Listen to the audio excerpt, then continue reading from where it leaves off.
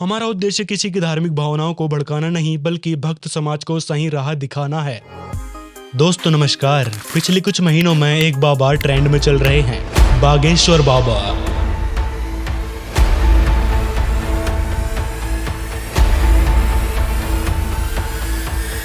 आजकल बागेश्वर बाबा काफी वायरल चल रहे हैं। हर कोई इनके बारे में जानने की कोशिश कर रहा है। आप सोच रहे होंगे कि इस बाबा में ऐसा क्या खास है, तो आइए हम आपको बताते हैं बाबा बागेश्वर का पूरा सच।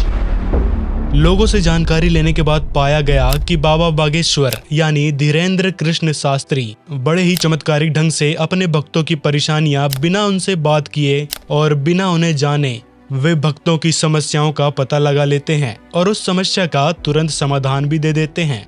दोस्तों, धीरेन्द्र शास्त्री मन की बात बता देने वाली शक्ति के लिए प्रसिद्ध हैं। इस शक्ति को आध्यात्मिक मार्ग में सिद्धि कहते हैं। मन की वृत्ति बताने वाली सिद्धि। सिद्धियां 24 प्रकार की होती हैं, जिसमें से एक सिद्धि धीरेन्द्र शास्त्री जी के पास है। चलो मान लिया उन्होंने आपके मन की बात बता दी, आपकी समस्याओं को गिनवा दिया, लेकिन उनके द्वारा जो समाधान बताए जाते हैं वो तो सामान्य गुरु, संत, कथावाचक पहले से ही बताते आ रहे हैं कि इस मंत्र का जाप इतने बार कर लो, उस व्यक्ति की फोटो मेरे पास ले आओ, तुमको वो सताना बंद कर देगा। 9 मंगलवार बालाजी को सिंदूर चढ़ाओ, मन में बालाजी बालाजी जप करो, प्याज लहसुन मत खाना, खाते हो तो बंद कर दो। बजरंगी रे बजरंगी, हु हा हु हा हु हा हु हा। ये ओम एम आदि आदि, ये हमने हवन का लिखा। कुल देवी का हवन कराएं, फिलोरा की। शत्रु शांत होंगे, देवी अनुष्ठान करवा दें, कृपा होगी, आशीर्वाद है। और भी अजीब अजीब तरीके के समाधान बताते हैं। यदि कोई तुरंत समस्या समाधान की बात आती है, जैसे चोरी हो गई या फिर कोई सामान गुम हो गया या व्यक्ति खो गया, उस विषय में धीरेन्द्र कृष्ण शास्त्री जी कुछ बोल ही नहीं पाते। कह देते हैं कि ये तो पुलिस का काम है। ये बात बोलकर श्रद्धालु को चुप करवा देते हैं। दोस्तों, आपको बता दें कि धीरेन्द्र शास्त्री जी कहते हैं बालाजी यानी हनुमान जी के पास 8 सिद्धि है, जबकि असल में आध्यात्मिक मार्ग में 24 सिद्धियां होती है। इससे एक बात साबित हो जाती है कि इनका भक्ति मार्ग अधूरा है। लोग इतने भोले हैं कि मन में चल रही बात को यदि शास्त्री जी ने बता दी तो बस इतने में ही खुश हो गए कि वाह, इन्होंने मेरे मन की बात बता दिया। यही चाहती थी गुरुजी। आई है क्या उनसे शादी होगी अथवा नहीं होगी? सच में यही था मेरी। कभी कभी तो समाधान भी लोगों ने ही सोच रखा होता है, वो भी धीरेन्द्र शास्त्री जी उन्हीं को बता देते हैं कि आपका समाधान है। तो ये सुनकर श्रद्धालु और भी खुश हो जाते हैं कि देखो, ये बात तो मैंने मेरे मन में सोच रखी ही थी और इन्होंने भी बता दी, तो अब तो समाधान जरूर होगा। दोस्तों, आपको यहाँ समझने की जरूरत है कि इनके पास सिद्धि है मन की बात जान लेने की, लेकिन धीरेन्द्र शास्त्री जी के दिए मंत्र व इनके द्वारा बताए समाधान से आज तक किसी को भी लाभ नहीं होगा, क्योंकि ये मंत्र किसी भी हिंदू धर्म के सदग्रंथों में वर्णित ही नहीं है। अधिकतर समाधान में ये लिख के दे देते हैं पर्ची में, ओम श्री नमः का जाप करो, शिव जी का अभिषेक करो, हनुमान जी की भक्ति शुरू करो, राम राम बोलो, सन्यासी बाबा की जय बोलो और ओम नमः शिवाय मंत्र के जाप करने को कहते हैं, जो कि कोई मंत्र ही नहीं है। जी हाँ, ओम नमः शिवाय कोई मंत्र नहीं है। और भी जो मंत्र ये बताते हैं वो तो मंत्र है ही नहीं। ओम नमः शिवाय को लेकर शिव पुराण भी स्पष्ट करती है। इस पर हमने एक स्पेसिफिक वीडियो बना रखा है, डिस्क्रिप्शन पर दिए लिंक पर जाकर आप देख सकते हैं। तो वापस आते हैं इनकी सिद्धि शक्ति के ऊपर। दोस्तों, कहने का मतलब है कि इनके पास जो सिद्धि है उसके द्वारा ये सिर्फ समस्या जानकर लोगों को वे समस्याएं बता सकते हैं। उन समस्या का समाधान इनके पास नहीं है, ये तो अपने मनमाने तरीके से समाधान बताते हैं।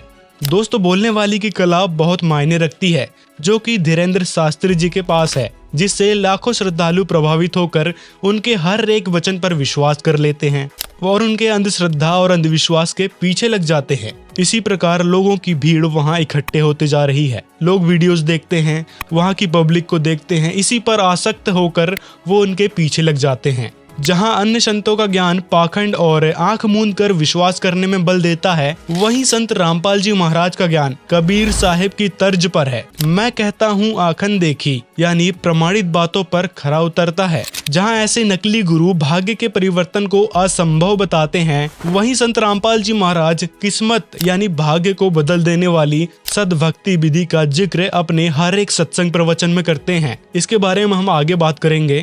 दोस्तों, सही मायने में देखा जाए तो एक सिद्धि है जो शास्त्री जी को मिली है, वो सिर्फ इनके पिछले जन्म की कमाई है। अभी के समय इनके पास सद्भक्ति नहीं है, ना ही इनके पास पूर्ण मोक्ष और पूर्ण परमेश्वर की जानकारी है। ये तो केवल बाबा हनुमान और बाबा सन्यासी को ही सबसे बड़ा मानते हैं। इनको शास्त्रों की कोई समझ ही नहीं है। इन्होंने कभी भी अपने प्रवचनों में किसी भी हिंदू धर्म के पवित्र सदग्रंथ श्रीमद् भागवत गीता और वेदों को खोलकर नहीं दिखाया है, ना ही इनका कोई जिक्र करते हैं, जबकि परमेश्वर की जानकारी पवित्र वेदों में लिखी है। जहाँ एक और धीरेन्द्र शास्त्री जी का ज्ञान कोई आधार या प्रमाणित नहीं है, वहीं संत रामपाल जी महाराज सभी तरीके से वैज्ञानिक, तर्कपूर्ण एवं शास्त्रों में वर्णित पद्धति के आधार पर ही ज्ञान बताते हैं। इस पर भी हम आगे बात करेंगे। दोस्तों, बागेश्वर धाम में एक बालाजी का मंदिर है। वहाँ के पुजारी पहले धीरेन्द्र शास्त्री जी के दादा गुरु थे, जो सन्यासी बाबा के नाम से प्रचलित थे। धीरेन्द्र शास्त्री, जिन्हें बागेश्वर सरकार भी कहते हैं, वो शिव जी और बालाजी यानी हनुमान जी के पुजारी हैं। उनकी ही भक्ति बताते हैं, मंगलवार व्रत करने और हनुमान जी के मंदिर जाने की सलाह देते हैं। गुरु दीक्षा में भी शिव जी और हनुमान जी के ही मंत्र देते हैं। लेकिन भक्ति मार्ग में आगे बढ़ने के लिए भक्ति मर्यादा बहुत जरूरी होती है, जो कि धीरेन्द्र शास्त्री जी के द्वारा कुछ ही नियम बताए जाते हैं, जैसे लहसुन प्याज नहीं खाना, मांस मदिरा सेवन नहीं करना। सिर्फ ये ही नियम है, बाकी कुछ भी कुकृत्य करो, भक्ति के नाम पर सिर्फ भजन सुनना, इनके प्रवचन सुनना और कुछ नहीं। मन में राम नाम जप करो और नियम इतने ही हैं। फिर धाम की पेशी लगातार ना कर पाओ तो महीने में एक बार, 2 महीने में एक बार। जबकि दोस्तों, वेदों में भक्ति की अलग विधि बताई गई है। सामवेद उतारचिक अध्याय 3 खंड 5 श्लोक 8 के अनुसार पूर्ण तत्वदर्शी संत 3 बार में नाम उपदेश संपन्न कराता है। इसी मंत्र में कबीर परमेश्वर का भी जिक्र है, जबकि वेदों में कहीं भी शिव जी और सन्यासी बाबा बालाजी यानी हनुमान जी का कोई जिक्र नहीं है। और वेदों में कई सारी जगह कबीर साहिब यानी कबीर देव का जिक्र है।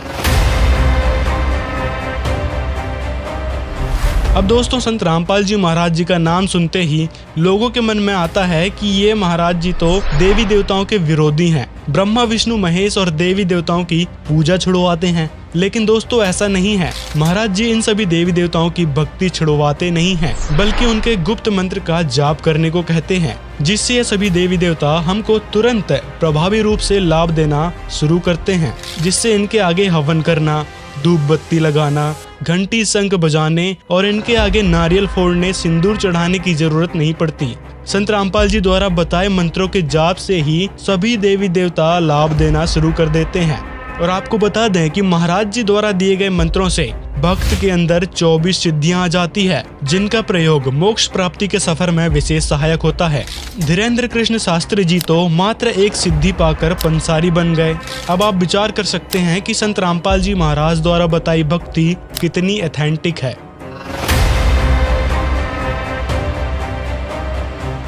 दोस्तों, लोग ये भी कहते हैं कि संत रामपाल जी तो कबीरदास, जो कि एकमात्र कवि हैं, उनकी भक्ति करने को कहते हैं, उनको पूर्ण परमात्मा बताते हैं। तो दोस्तों, आपको बता दें कि कबीर साहब को भगवान केवल संत रामपाल जी ही नहीं, बल्कि हमारे पवित्र सदग्रंथ भी बताते हैं। वेदों में प्रमाण है, यजुर्वेद अध्याय 29 मंत्र 25, ऋग्वेद मंडल 9 सूक्त 96 मंत्र 17, ऋग्वेद मंडल 9 सूक्त 96 मंत्र 18, ऋग्वेद मंडल 9 सूक्त 1 मंत्र 9 में कबीर का नाम कबीर देव वर्णित है। कुरान में कबीर या कबीरा का उल्लेख है। पवित्र कुरान शरीफ सूरत फुरकान 25 आयत 52 से 59 में, पवित्र बाइबल के उत्पत्ति ग्रंथ के अध्याय 1:26 और 1:27 में प्रमाण है। ऑर्थोडॉक्स यहूदी बाइबल के अय्यूब 36:5 में भी है।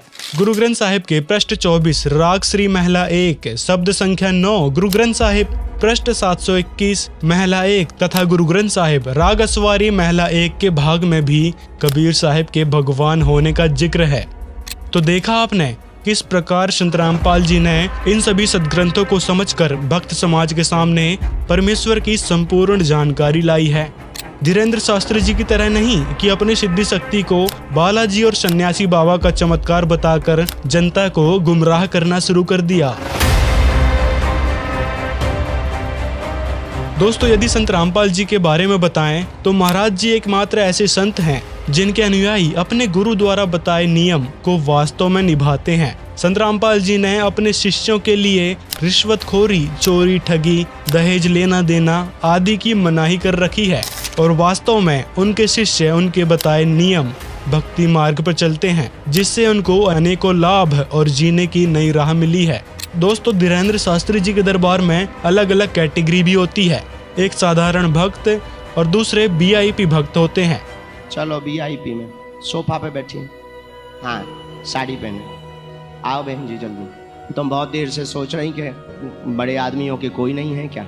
विशेष बात यह है कि यहाँ सिर्फ हिंदू ही आते हैं, लेकिन संत रामपाल जी महाराज जी का ज्ञान केवल एक धर्म पर आधारित नहीं है, बल्कि संत रामपाल जी ने सभी धर्मों को एक बताया है। सभी धर्मों के पवित्र शास्त्रों को पढ़कर उसमें लिखी बातों को परमेश्वर की वाणी में मिलाकर फिर जन समाज को दिया है। संत रामपाल जी के शिष्य हर धर्म के लोग हैं, सभी को समान दर्जा दिया जाता है। महाराज जी के आश्रम में कोई वीआईपी नहीं होता, सबको समान दृष्टि से देखा जाता है, कोई भेदभाव नहीं किया जाता है। संत रामपाल जी ने हिंदू, मुस्लिम, सिख, ईसाई को एक छत के नीचे इकट्ठा कर दिया है। यह अपने आप में एक मिसाल है। संत रामपाल जी का कहना है कि जीव हमारी जाति है, मानव धर्म हमारा, हिंदू, मुस्लिम, सिख, ईसाई, धर्म नहीं कोई न्यारा।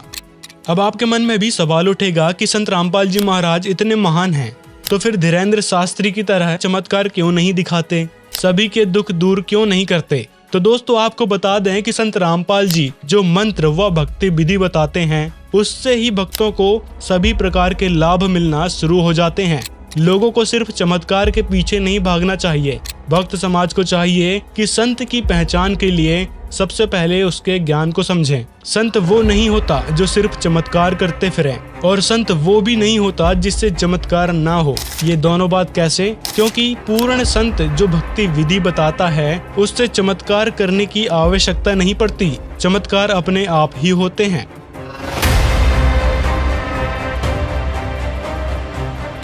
दोस्तों, चमत्कार की बात ही चल रही है तो लोगों के मन में एक बड़ा सवाल उठता है कि यदि संत रामपाल जी महाराज इतने महान हैं, सच्चे संत हैं, तो अभी तक जेल में क्या कर रहे हैं? कोई चमत्कार करके बाहर क्यों नहीं आ जाते? दोस्तों, इससे पहले आपको ये समझना होगा कि महाराज जी आखिर जेल क्यों गए। संत रामपाल जी महाराज ने देखा कि अगर समाज को शास्त्रों में लिखे हुए सत्य को नहीं बताया गया तो काल के दूत अर्थात ऐसे नकली गुरु हिंदू मुसलमान को आपस में लड़ाकर या अन्य क्रियाओं से या अन्य पाखंड से समाज को बर्बाद कर देंगे, यानी ये लोगों को भगवान से दूर कर नास्तिक बना देंगे। तब संत रामपाल जी महाराज ने समाज कल्याण के लिए परमेश्वर कबीर जी द्वारा दिए ज्ञान को समाज में फैलाना शुरू किया, जिससे नकली पाखंडी धर्म गुरुओं के पैरों तले जमीन खिसक गई।